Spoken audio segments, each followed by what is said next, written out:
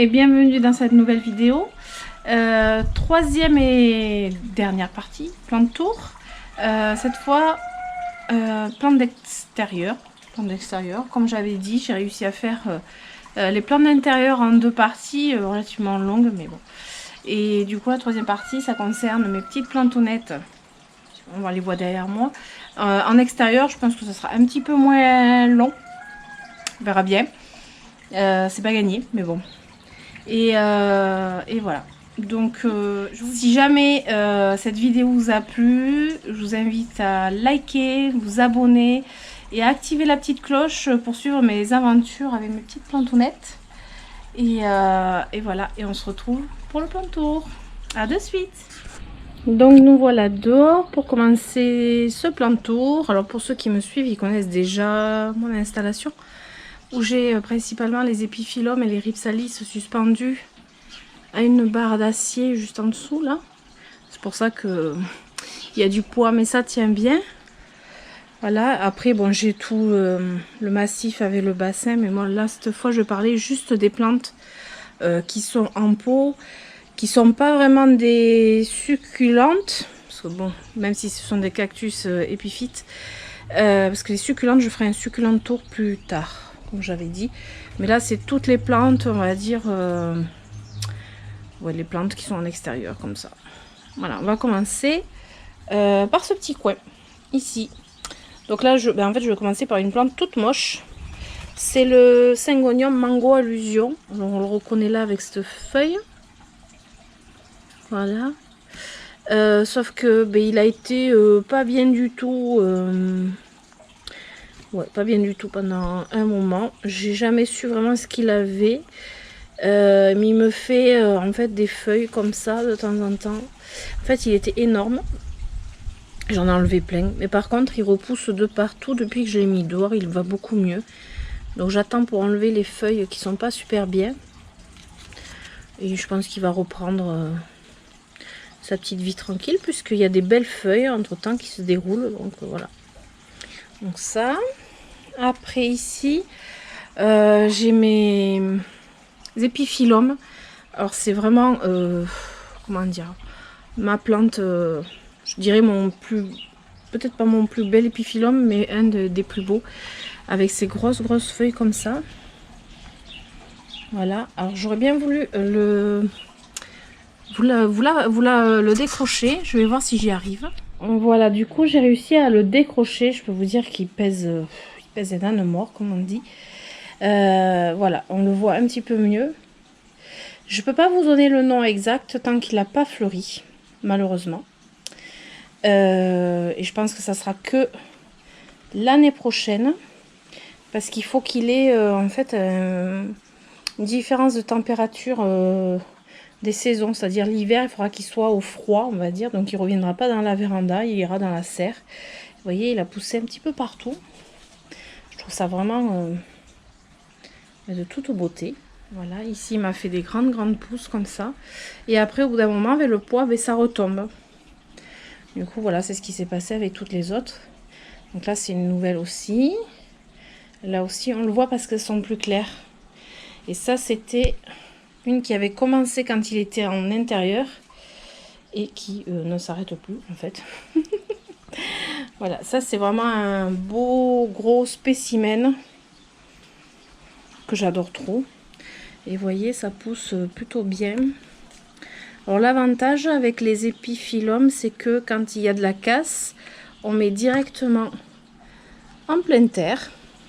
Et il racine et il repousse. Voilà, vous voyez, là j'ai eu de la casse. On coupe et on fait... Ça c'est en fait une feuille qui s'était cassée et que là j'ai mis en pleine terre et je suis quasiment sûre qu'elle a raciné. Mais là, je saurai vraiment quand ça poussera. Mais bon, voilà. Je sais que ça pousse plutôt vite après. Voilà, voilà.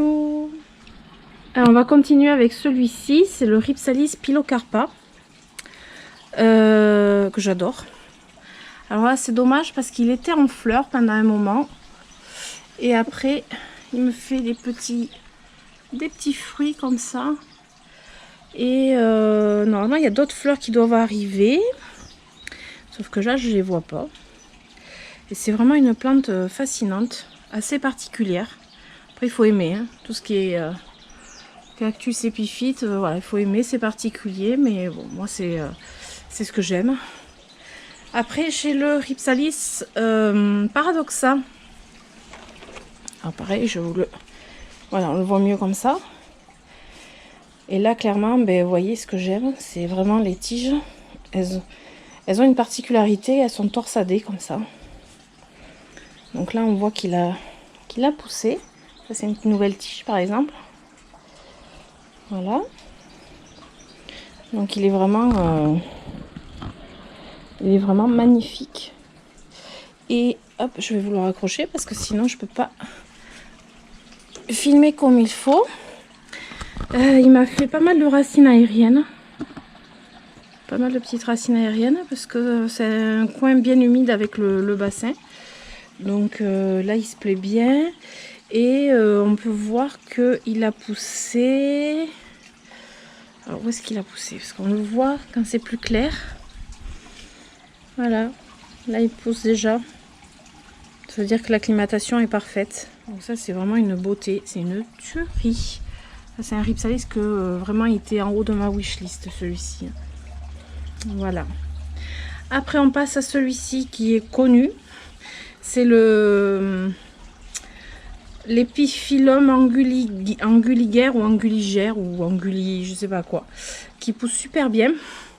Donc là il y a deux pieds ensemble que j'ai mis. Voilà, il y en avait un à mon fils et un à moi. Et en fait, comme ils sont petits, j'ai préféré les mettre ensemble. Et clairement, depuis qu'ils sont dehors, ben en fait, ils poussent encore mieux, quoi. Voilà. Donc là, il est très très beau. Et tout ça, c'est des petites, des nouvelles tiges. Alors au début, ça pousse comme ça. Et après, ça commence à faire le mouvement de vague, d'ondulation. Pour après donner ceci. Voilà, donc ça c'est pareil, c'est très simple à bouturer. C'est une tige dans le terreau. Le substrat, c'est du... Alors là, j'ai mis du terreau plante verte, sable, perlite. Parce qu'il faut savoir que les épiphyllums, ils aiment l'eau en fait. Hein, contrairement aux cactus qui aiment être au sec. Alors l'hiver, non, pas trop. Mais l'été, je peux vous dire que ça boit énormément.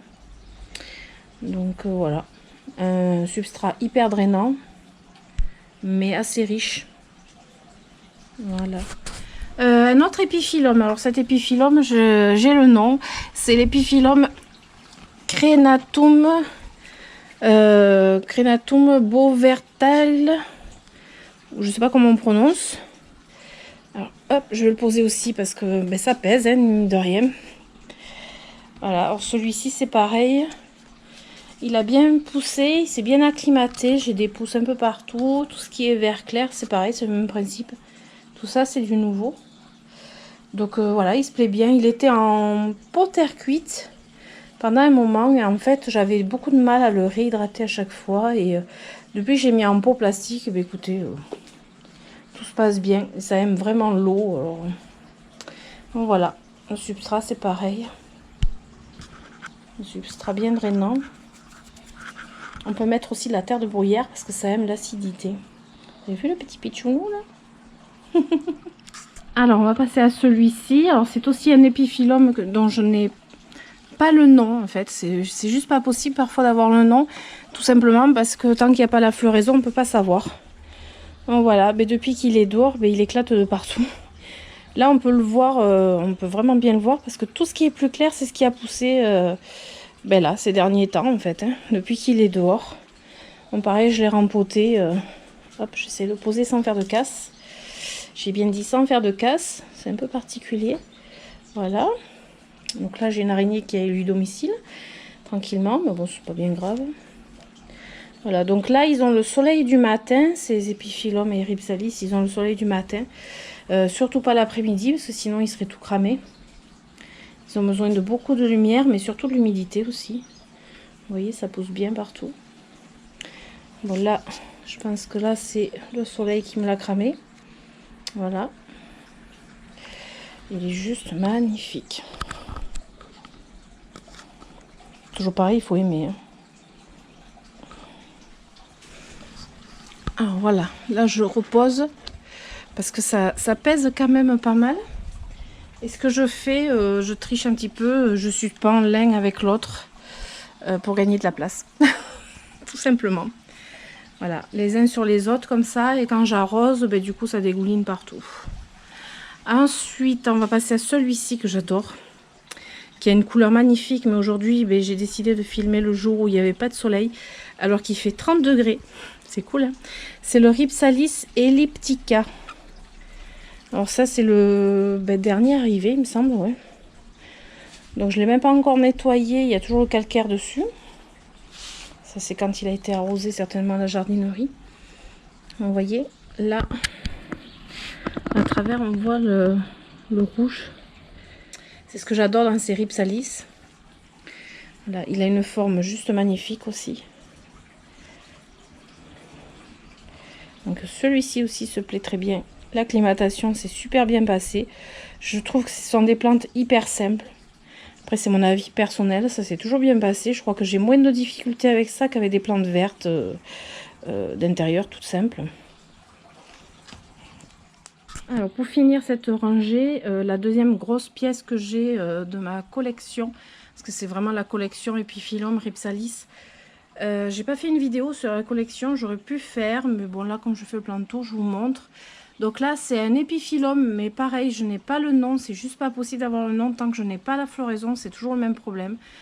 Parce qu'il y a des tiges en fait comme ceci, mais après vous voyez il y a des tiges comme ça, qui après se forment, prennent la forme qu'il doit avoir, mais pour l'instant voilà on ne peut pas déterminer son nom. Donc là en fait il touche quasiment le sol, sachant qu'il est suspendu bien au-dessus de moi. Je peux clairement pas vous le descendre celui-ci, alors qu'il est juste magnifique, mais en fait je peux même pas le porter. Donc je vais essayer de vous le filmer d'un autre angle, parce que vous voyez là il pousse de partout. Partout. Donc voilà, je vous le filme depuis un autre angle parce que comme ça vous le voyez mieux. Tout ça, toutes les tiges qui sont en l'air comme ça, c'est tout ce qui est sorti dernièrement. Parce qu'après ça retombe vers le bas comme le reste. Alors vous voyez, il va jusqu'au sol. Voilà. Vous voyez, des fois il y a des tiges plus fines. C'est ça qui est compliqué. C'est qu'on a des tiges plus fines que d'autres. Ce qui complique un petit peu de savoir ce que c'est comme épiphyllum. Donc là il est magnifique, c'est vraiment une pièce magnifique. Donc voilà, j'ai toute ma rangée ici. Donc en fait là quand il pleut, ils n'ont pas la pluie directe, mais ils ont toujours l'air humide tout le temps. Et moi je les arrose au tuyau. Je les arrose à la pomme, voilà, avec un tuyau et avec une pomme d'arrosage, voilà. Et puis grande eau, et voilà, ils adorent ça. Pour l'été c'est parfait, il faut qu'ils sèchent rapidement, mais voilà, c'est parfait. Donc là on va passer aux plantes qui sont au sol. Donc j'ai le Philodendron astatum qui était à la base en intérieur avec les autres philodendrons, et qui m'a subitement fait quelque chose de bizarre. Je pense qu'il a eu, je sais pas, une attaque fongique, je sais même pas. Et depuis qu'il est dehors, en fait il fait sa plus belle vie puisqu'il me fait feuille sur feuille. Voilà, il va falloir clairement que je le tourne parce que en fait toutes les feuilles vont du même côté. Ça c'est sa dernière feuille. Vous voyez la longueur qu'il a par rapport à ma main. La feuille est énorme. Et là, en fait, la prochaine, elle est là-bas. Voilà. Et une autre ici. Parce qu'il y a 2 pieds. Donc là, je vais vous le tourner. Voilà, là, on le voit mieux. Donc, il a une couleur vraiment magnifique. Et dans le plan de tour, la première partie du plan de tour, je vous avais montré le Philodendron astatum Silver World, c'est le même, mais là c'est des feuilles matures, alors que l'autre c'était des feuilles juvéniles.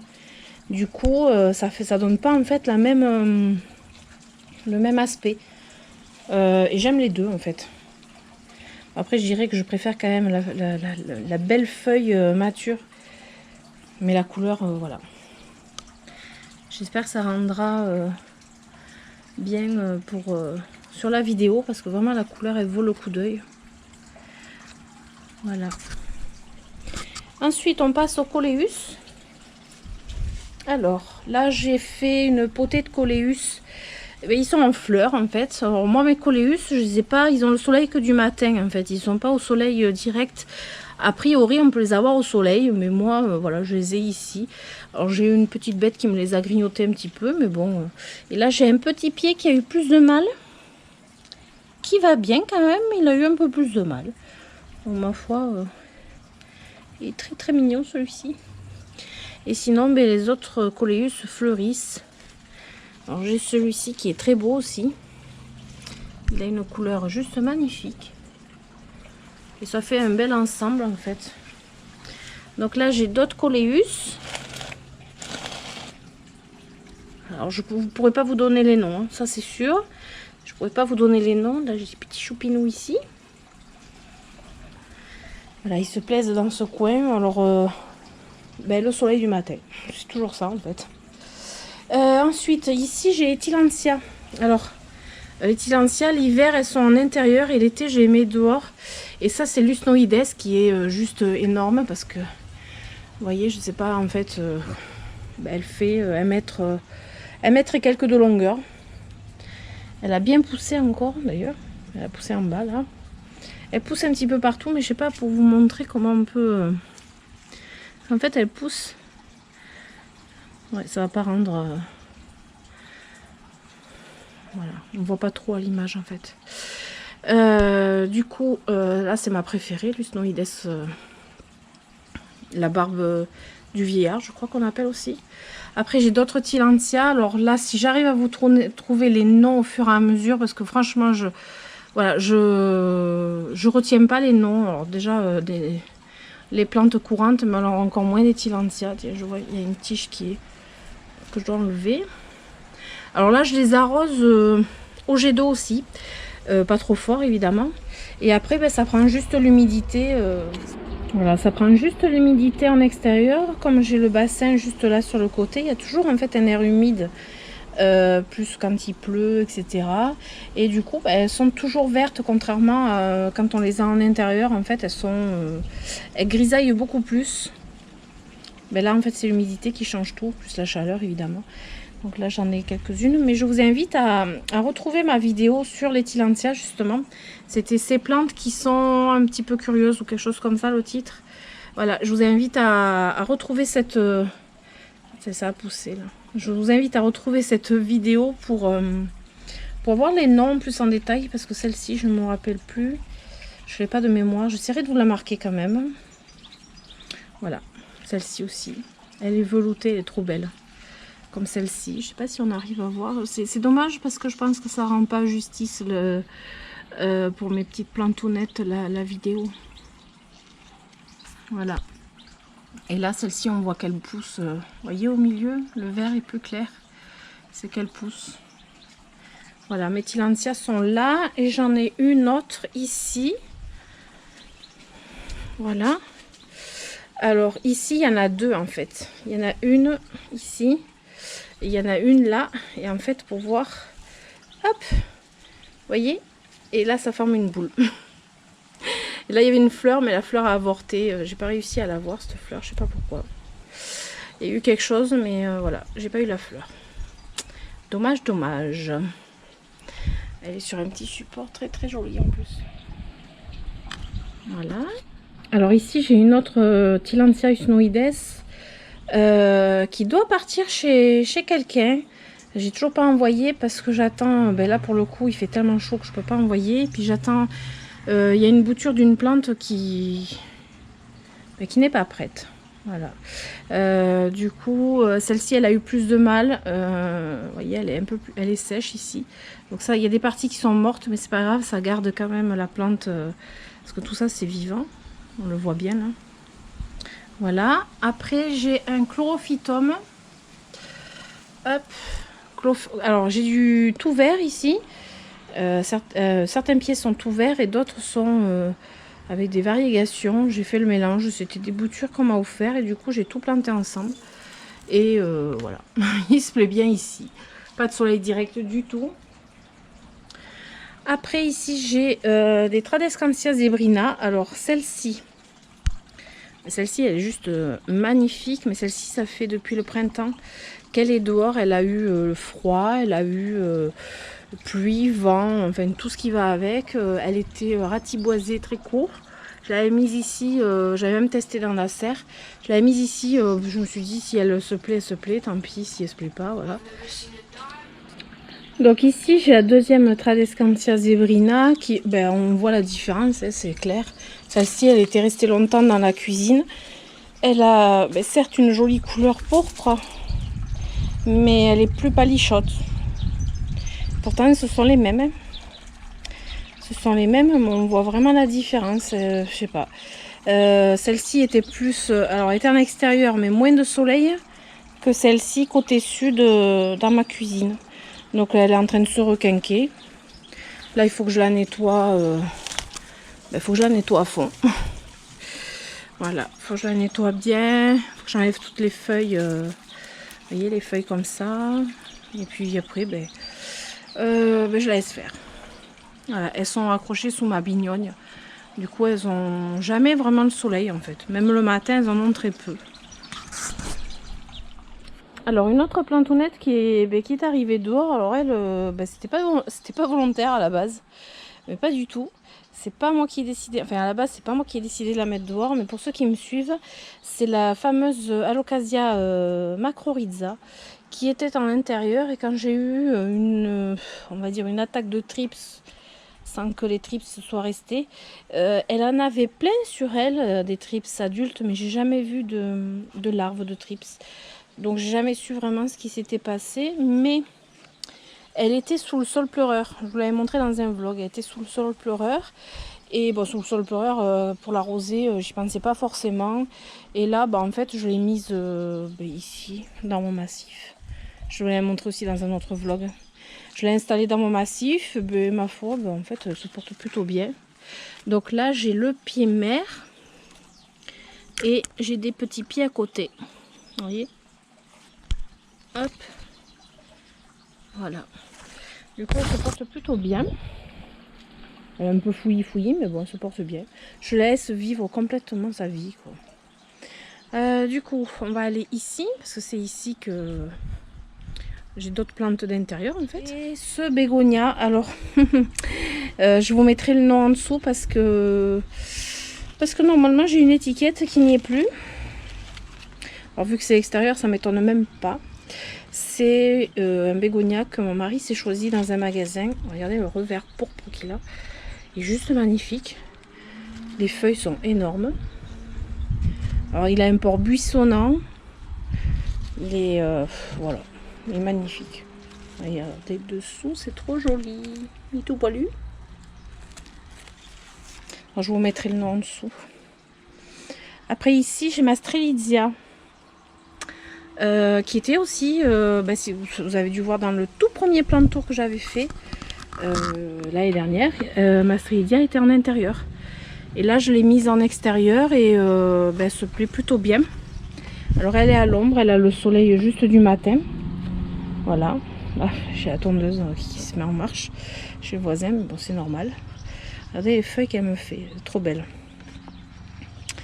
Ensuite, alors au pied de la Strelitzia, j'ai un Plectranthus.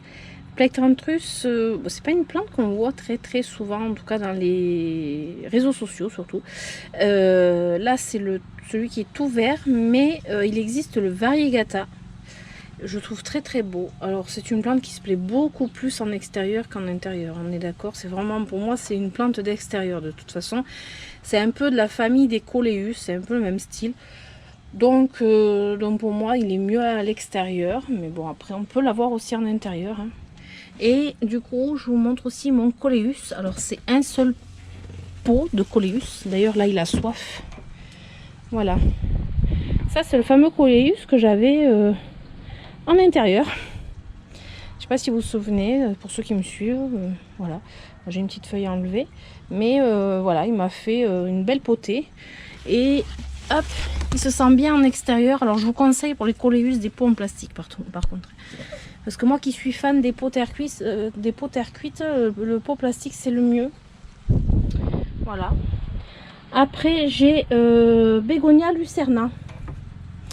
Alors j'ai celui-ci, alors j'arrive jamais à différencier.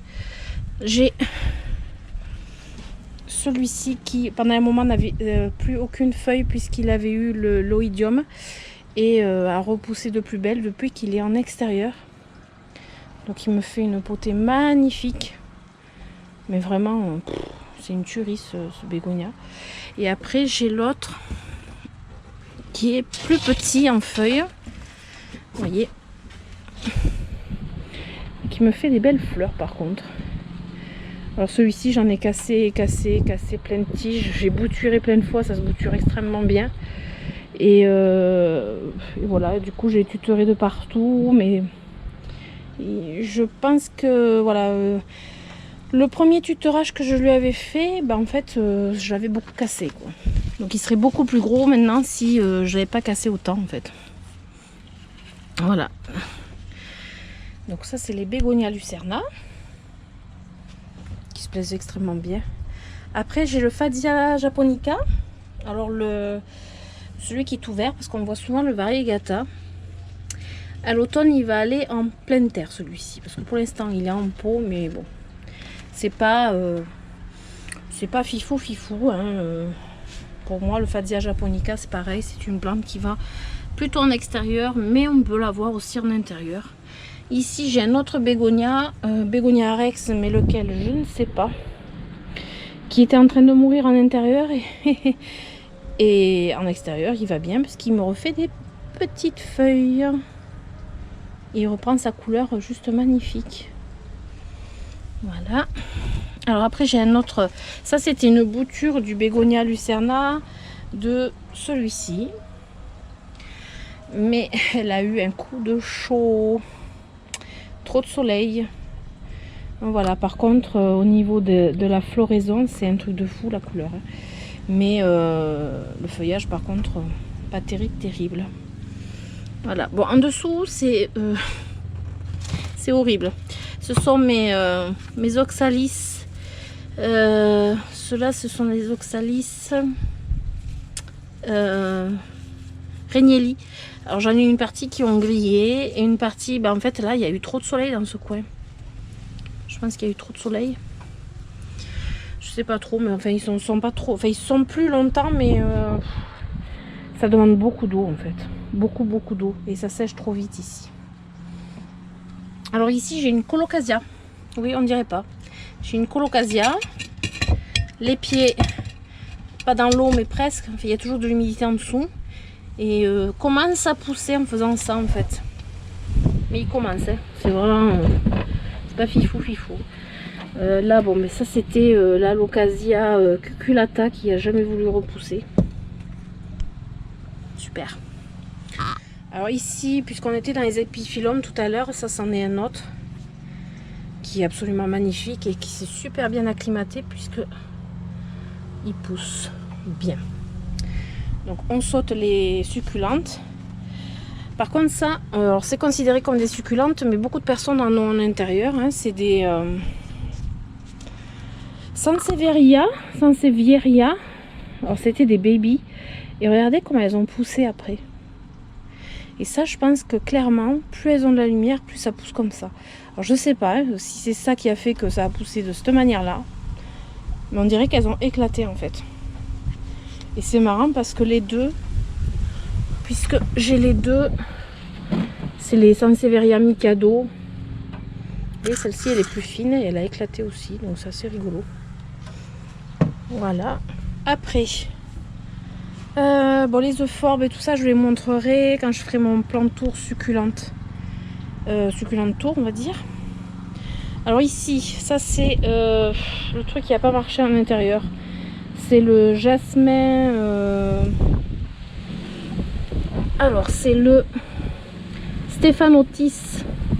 C'est un Stephanotis. Alors c'est un, on appelle ça un faux jasmin. Et vous voyez, il a pas aimé. Je sais pas s'il a pas aimé l'intérieur ou s'il a pas aimé le tutorage. Je pense que c'est plus, je sais pas, les deux. Voilà, il y a quelque chose qu'il n'a pas aimé. Parce que l'autre que j'ai acheté en même temps, mais lui il se plaît bien, mais il n'est pas rempoté Et il n'est pas tutoré. Voilà. Ils sont au même endroit. Et ils poussent comme un foufou, quoi. Et lui, par contre, il a fleuri. Mais c'est la fin de la floraison. Voilà. Ensuite. Donc là, j'ai d'autres Sansevieria, mais je pense que je vous les montrerai dans le succulent tour aussi. Alors ici, en fait, comme je ne vais pas faire les succulentes, mais je fais quand même tout ce qui est Rhipsalis et Epiphyllum, puisque vraiment, c'est les plantes que j'ai en majeure partie en extérieur qui peuvent être en intérieur. Donc là, j'ai le Rhipsalis. Je vous mettrai le nom. J'ai plus l'étiquette, je parie. Si, le Rhipsalis bassifera. Hop, on remet l'étiquette. Alors voilà, ici c'est le Rhipsalis bassifera. Après j'ai Ceropegia woody variegata que mon fils m'avait offert et qui a fleuri. Alors celui-ci il n'est pas trop à la lumière vive, donc il est encore assez blanc.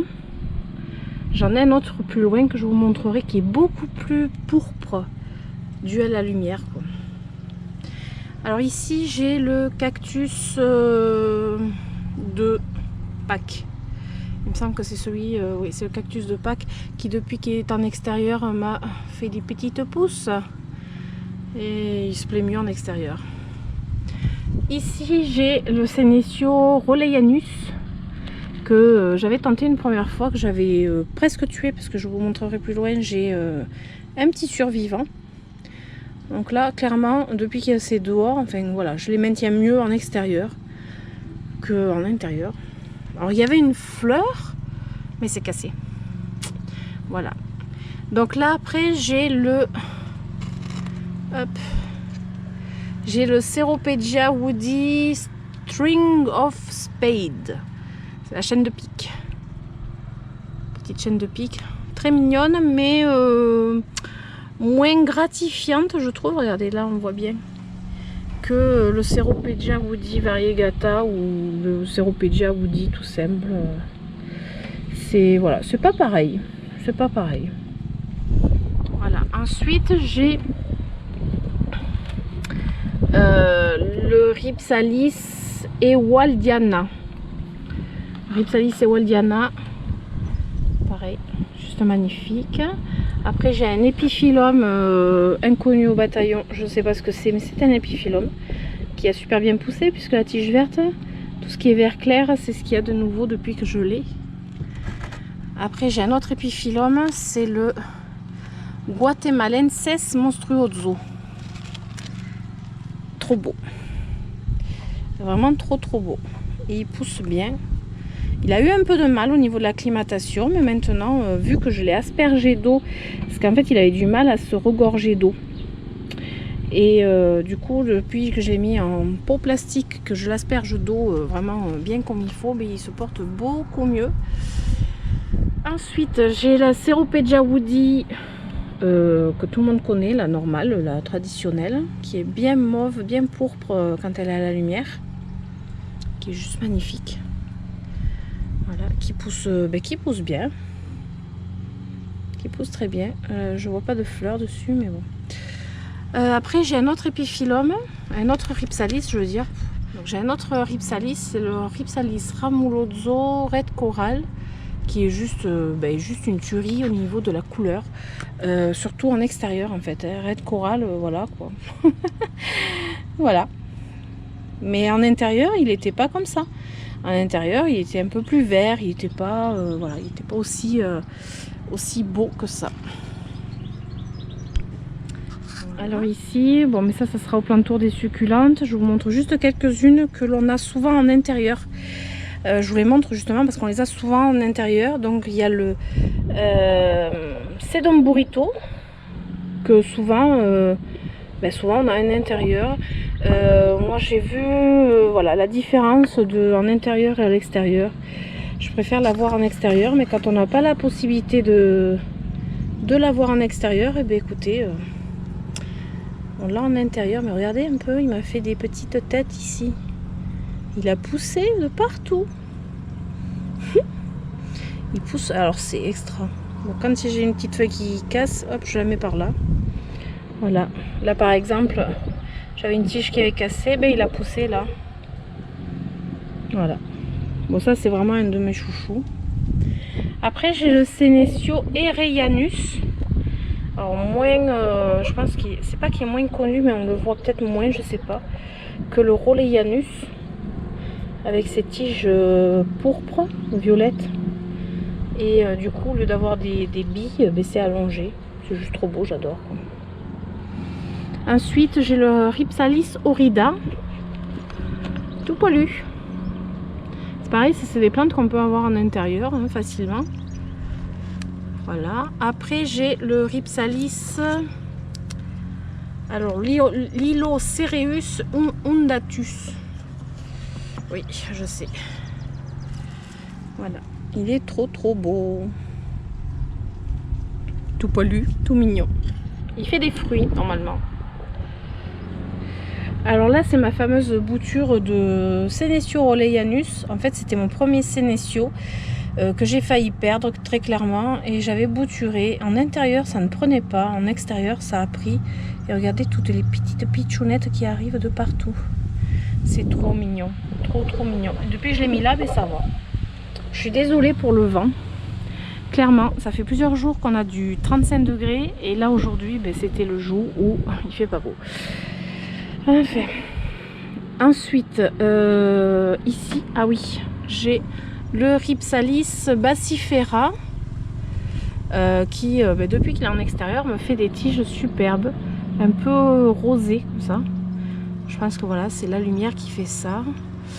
Quand on l'a en intérieur, il est vert comme ça en fait. Voilà. Ensuite, alors là c'est mon gros bébé, c'est mon Ceropegia woody variegata. En extérieur qui, voilà quoi. Il n'y a pas de mots. Qui fleurit de tous les côtés. Vous voyez toutes les petites fleurs là. Tout ça. Voilà, il est trop beau en extérieur. C'est vraiment pas du tout la même chose. Comme vous avez pu voir, j'en ai un en intérieur qui est beaucoup plus blanc. Mais qui n'a pas fleuri, qui est pas du tout pareil. Je sais pas, c'est pas du tout la même chose. Voilà. On voit vraiment qu'il y a une grosse différence entre l'intérieur et l'extérieur pour les plantes. Voilà. Alors ici, j'ai des boutures d'épiphyllum que je vous ai montré tout à l'heure. Ça pousse bien, c'est ce que je vous disais, hein, directement en substrat. Et voilà, ça pousse. C'est magnifique, j'adore. Donc là, j'ai une bouture aussi du Paradoxa. Voilà. Vous voyez, c'est directement en substrat. Voilà. Celui-ci, c'est le gros épiphyllum. Ça, c'est quand j'ai de la casse, et ben, je mets directement en substrat et ça donne ça. Donc voilà, c'est la fin du plan de tour en extérieur, puisque comme je vous ai dit, le reste, je vous le montrerai lors d'un succulent tour. Ben, sinon, c'est pas marrant. Sinon, ça ferait vraiment trop long. Et voilà, j'espère que ce plan de tour vous aura plu. Voilà, le plan de tour est fini. Du coup, si ça vous a plu, je vous invite à mettre des pouces, à vous abonner et activer la petite cloche pour suivre mes aventures. Et je vous dis à très bientôt. Je vous fais d'énormes bisous. Ciao, ciao!